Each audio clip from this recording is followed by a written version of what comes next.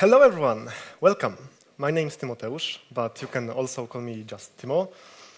In social media, you can find me with that handle. In Software Mansion, I am the maintainer of React Native screens. But today, I won't be talking strictly about React Native specific stuff, because here I want to focus on Maestro, what it does, and most importantly, is React Native ready for Maestro? So, first things first, I just want to ask you guys, how many of you have already wrote some end-to-end test cases? Okay, great.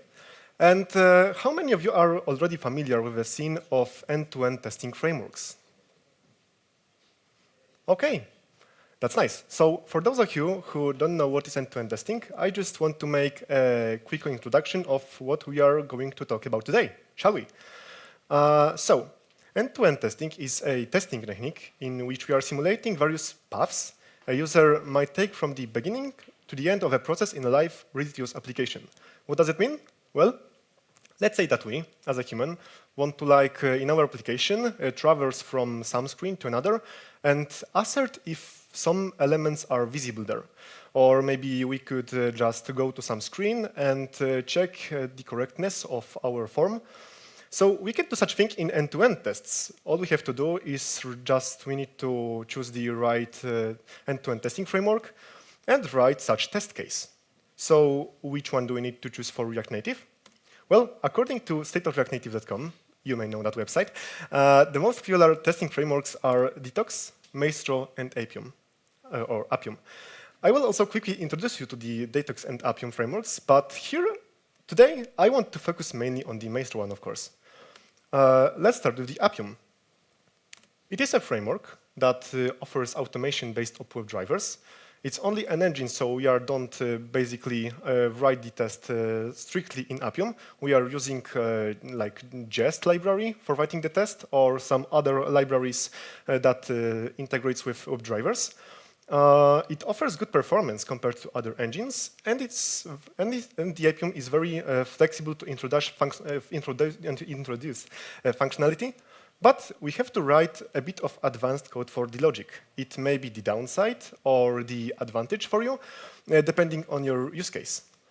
We can see here how the example test in Appium looks like. We can see here that we are using some Jest declaratives like describe, test, or expect. But unfortunately, even for such easy tests, we need to write some configuration and maybe some code for the logic to make it work. Yeah, there's also the Detox. It is focused mainly on supporting React Native. Configuring it is really fast. All we have to do is we need to properly configure Detox RC and Jest setup file. It works in collaboration with Jest. As I said before, it offers an API for interfering with the application under test, and it is the most commonly chosen framework for end-to-end testing. Here's how the example Detox test case look like. We are also using here Jest declaratives like describe or before all, but here we are also using some functions introduced by Detox like device, expect, element, or buy. Configuration should be also really simple. In the Detox RC, we need to configure the apps section with our build commands, the devices section with our simulators there, and configurations that will be handy while running the runner. Also, Jest config looks like usual, but here I just want to point out that for the properties here, we need to point to the Detox runners. Yeah. We can see that writing the tests are pretty simple and easy, but could it be simpler? Well, yeah, absolutely. So what is Maestro? It is an end-to-end testing framework made by the mobile.dev company. As it says, it is the simplest and most effective mobile UI testing framework. It has built-in tolerance to flakiness, tolerance to delays. The iterations there are blazingly fast. We are writing the test in .yml file, where we can assume that they will be really easy to write. And also, the setup is really pretty simple. However, is that tolerance to flakiness really great? And is Maestro that fast? Yeah, we will come back to that later. As we can see here, in the table of supported platforms, there is React Native. Woohoo! But there are also some other languages like Flutter, WebViews, classic Android views, Jetpack Compose, iOS UI Kit, SwiftUI, and also .NET MAUI for iOS Android, which frankly, I don't know what is that library. But we can see that except the React Native, we can also write the tests for other supported mobile languages. And as you can see, running the tests look like this. Basically, the runners go step by step through our test, but instead of giving us the information if the whole test just has passed, like in Jest, it shows us if the given step has been performed. Like here, we can see that the input, that the tap-on has been performed, and there were some assertions already done. OK. So how we can write such tests? First, I just need to say that each test is being called flow. Each flow belongs to a single file, which means that we can't have several test cases in our flow or in our file. Each flow has configuration section and the test section where we are, of course, writing our test steps. The most basic commands are launch up, that launches our application, tap on, that taps on some object given its type, not type, ID, text, or even the position. And assert visible, that asserts if a given element is visible. Really easy, huh? Of course, our configuration section could be more advanced. Like we could have more properties there. Like here, I am using also onFlow start or onFlow complete. That onFlow start and onFlow kit is and onFlow complete. Sorry, is like the set of the operations that we can choose on start of our flow or on the flow end. We can also choose the name there that will be shown in the Maestro runner. There are also more options to choose, like and we can define our environment variables, or also the tags. Tags is like an, I would say, exclusive label for our flow, where we can run our flow and also other subflows matching that tag in a runner. Maestro also offers a whole variety of commands, but we won't focus on them today. Of course, you could ask me, if we could have one flow per file, how to organize flows? Well, actually, Maestro offers two ways how to run this set of our flows. There's workspace configuration and the flow configuration. In workspace configuration, we can define our flows. Like here, I define the paths authorization, home, cart, or dashboard. We can also set our included tags there. And also, we can choose whether the flows should be run in alphabetical order with the deterministic order option.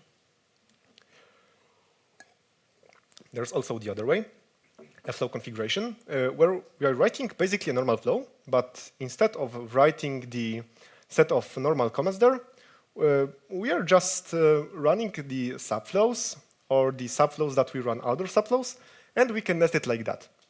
If you ask me, I would choose flow configuration over the workspace configuration because the flow gives you more capabilities, like running the flows based on the platform, like here on the end of the file.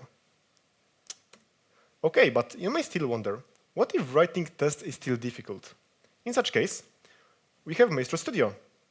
It is the interface where you can inspect the elements. Like here, we are inspecting some components. We can select the instructions like tap on based on the type, name, or the point represented by percentage. As we can see here, the feedback is really pretty instant. Like we are tapping on something and something is being called. And we can also assert if given element is visible. Yeah, we can also check other components, even the system ones, by tapping on the search elements button that was shown on the top of the screen. And we can check how the given component is being called. We are basically instructing the normal flow, right? Yeah. There's also Maestro Cloud, a service also run by mobile.dev folks, which allows us to run our flows on their infrastructure. For example, with simple action on GitHub Actions, we can check if our flow passes, but also other CI platforms are supported. Like here, the Bitrise is supported, Bitbucket pipelines, Circle CI, GitLab CI/CD, Travis CI, or Jenkins. In Maestro Cloud, while having an account with free plan, we are given $10 per month, but unfortunately, it's quite expensive when we check what is the price for each flow run. Yeah. For example, let's say that we have 10 relatively small flows, and we are checking them on every pull request. We can guess that after 10 commits, even the small ones, like updating the documentation, updating the comments, merging even the main branch with the current one, even as a single maintainer, we will exhaust that limit quickly, right? Maestro can do also much more. Like, we can print view hierarchy with the Maestro hierarchy command. We can launch custom emulators with the Maestro start device command. We can record or make screenshots of our flow. We can execute simple JS scripts. There's also the support of test ID fields bundled. We can support if conditions of loops. We can simulate swipes or perform some advanced gestures. And also, we have bundled support of custom form inputs. Like we can mock the form inputs with input random email, comment, number, person name, or text. But unfortunately, there are also reasons why I rejected this PR in React Native screens. Yeah, closing this PR as currently Maestro doesn't meet our needs and is lacking support of running the tests or runners from GitHub Actions. Well, what have I meant here? For example, Maestro is enabled to quickly reload the app during tests. You know, in the Detox, there's that reload in React Native command that allows us to refresh our application. Like, it is a simple R press on our keyboard that just refreshes our application. In Maestro, you don't have such ability. You need to launch up every time when you are trying to run a new flow, which just slows down our flow run. Also, on the Detox, you can, for example, tap on some elements given by its type. Here, for example, we are trying to tap the back button on iOS. Unfortunately, on Maestro, you also don't have such thing. You don't have type selector that will allow you to tap on the element given by its type, which is very sad because back buttons on iOS could be non-deterministic because we can change the title of the previous screen, and also the title of the back button will change. So while doing some flows on Maestro, we should be aware that our names could change there. Also, in Detox, you have that before each declaration. Actually, it's, I think, the jest one, which allows you to perform some operations before each of the subtests. In Maestro, you have only onFlow start, which just run once before a single test. So when we are writing the subflows, Maestro won't propagate those actions to run before each of the subflow. Yeah. Also, Maestro have that limit that one flow belongs to one file. And this may be advantage or the downside of Maestro, depending on your thoughts. But personally, I think that big amount of files could be a huge mess in the long term. Also, GitHub runners are quite too weak for running Maestro flows. Like here, I just launched an example flow that was just traversing from one single screen to another, and I was asserting if given elements are visible. As we can see here, Maestro has failed on some assertion. Unfortunately, it's undeterministic and it's quite random where it fails. But just a small point here, at the time when I was running that flow, I was using macOS 12 runners. I've heard that right now you have an ability to choose the runners with M1 chip on GitHub. So Maestro could work better there, but you still cannot use runners with Intel CPUs. There are also other, smaller, but still problems, like with the tap on command on Android, the command sometimes tries to click twice. Yeah, Maestro unfortunately sometimes thinks that it didn't tap on the element, and it tries to do that twice. But hey, wasn't I talking about the fact that Maestro is tolerant to flakiness? Yeah, exactly. And even if it's a known issue, and there's a solution for that, like here on the Maestro wiki, you can see that everything we need to do is we need to add retry tap if no change option. I can't imagine such mess in my test cases, like adding this option on every tap-on. There are also other problems, like no ID hints. On each new flow, you need to add app ID. And also, community support is quite poor. Like, that happened to me several times. But you know what the worst thing is? Unfortunately, Maestro is not as fast as it should be. As we can see, while iOS seems to be really quite fast and rapid, Android really sucks there, speaking of performance. And even if it seems to be like a problem with Android version, because apparently on lower Android versions, flows were running only a bit faster, Maestro has still assured us that the iterations should be blazingly fast, right? Okay, but you know, even if Maestro has some things that needs to be cared of, even if maybe it's maybe not that fast on Android, despite everything, I'm not ruling this engine out. Why? Well, because some time ago, someone has ruled one thing. And that was a huge shot in React Native community, wasn't it? Well, okay. Actually, the true reason is that Maestro still seems to have potential. Like, even if there are some things that need to be cared of, it still have some game-changer features. And I think the most big one is the way how we are writing the tests.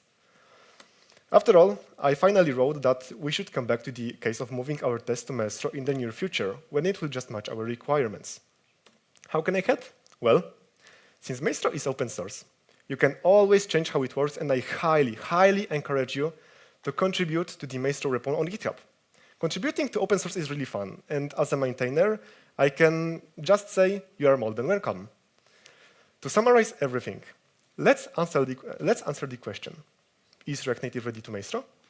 I can proudly say yes, but there are still things that need to be cared of, and you should be aware of them when you are writing your own Maestro flows. Any questions? Yeah, okay, Casper. So here, okay.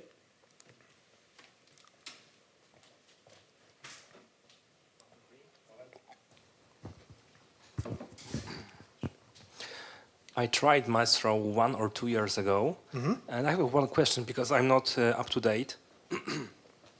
I remember that there were a problem when I was writing a simple test on iOS and Android, and it took like 5 to 10 seconds to click on button. Was it resolved? Like, I'm not talking about the overall speed of the test, but clicking on buttons were so slow that I couldn't stand it.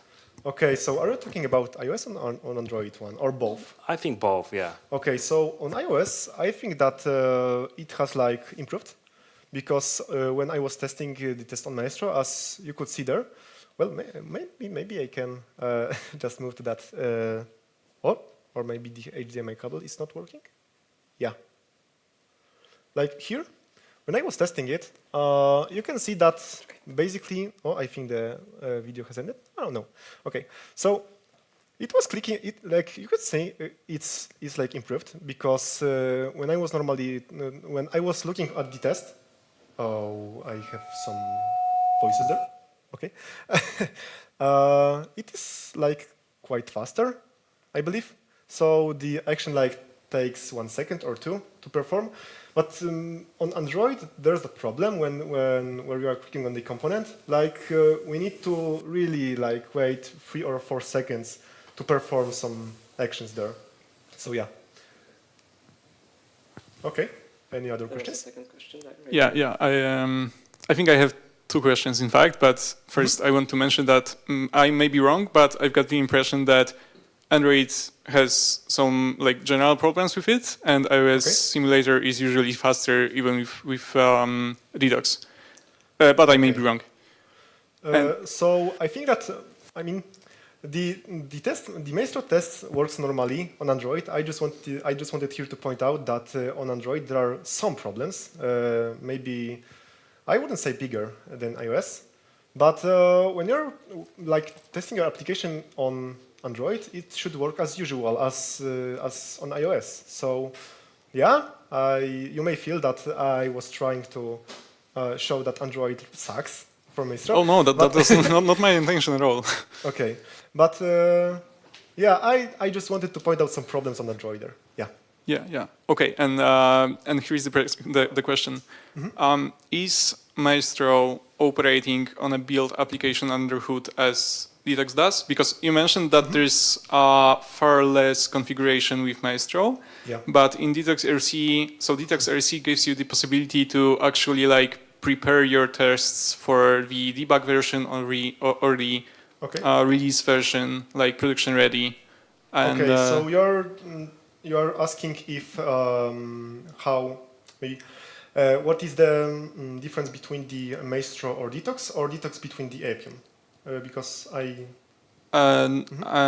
so I mean that if you want to like run Detox tests, okay, you have to build your application, right? yeah, And in this Detox configuration file, you can specify whether you want to assemble a debug build or production rebuild, etc. Yeah. And then Detox operates on the very build application. okay, yeah. So in Maestro, you need to have like your app installed on the device. So you can just like build the test app or choose the configuration in the Maestro because like you need to have that app prepared on your phone. Okay. So Maestro just doesn't do it for you. And you, for example, let's say you perform some flow and there is some data in the application. If you want to rerun the test, you have to manually erase this data? I mean, launching an app again with the launch app command should be sufficient. So you don't have that need to just reset that data. But you can just fast refresh it like on the Detox as I shown. Cool. And my last question is: can Maestro is Maestro aware of the state change, and can it like use it to its advantage? Like for example, in Detox, you can put your app in background and then resume it. I believe not, because like you are talking about state changes on React, right? Or the whole app state changes. App state changes, lifecycle changes. Okay, so I believe yes. I believe you're yep, because like there are some comments like wait for animation to end. That just waits if the screen is static. I might be wrong, but it may just listen also for the life cycles if there are some running updates there. So maybe yeah. But I haven't dived deep into the Maestro that far. So, yeah, got it. That's kind of an edge case. But on iOS, I believe it's important because iOS is making you, for example, I don't know, close WebSocket connection when you go to background and stuff like that. So I just found it helpful once. Thank you. Okay, thanks. Any questions also, guys? Yeah, another question. Okay. So just to continue this thread, just to make sure, does it support running on physical devices or is it only on the simulators right now? Because I also have a similar case that you might have mentioned. So I think that I've tried actually to run it on physical device. So I think, yeah. Okay, so that's all from my side. Okay, nice, great. That's all the questions, I think. Okay, so if there are not any questions there, if you just want to chit-chat with me about the Maestro or any other specific React Native specific topic, like even the React Native screens, well, don't hesitate. I will be just walking somewhere there. Thanks to all for presentation. Thank you.